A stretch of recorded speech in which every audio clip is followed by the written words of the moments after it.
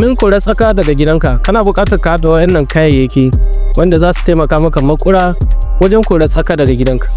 Kamar yadda muka sani cewa tsaka addini ya umarce mu da mu kore ta kuma mu kashe ta daga cikin gidajen. Kaɗan daga cikin illar tsaka tana iya zuwa ta lashi kwanon da muka ci abinci muka ajiye ba a wanke ba kuma wanda aka wanke, kuma wannan zai iya jawo mana illa babba ga lafiyarmu.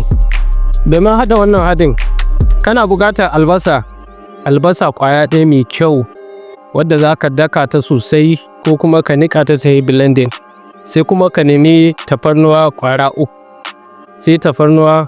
uku. Daga nan za ka nemo tanka busasshe, shi ma tanka busasshe za ka haɗe waɗannan kayan gabaki ɗaya ka niƙa su.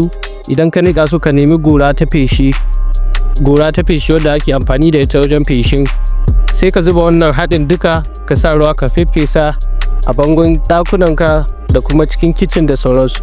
Insha Allah idan ka feffesa wannan haɗin haka za ta daina bin gidanka, za ta bar gidanka da izinin Allah.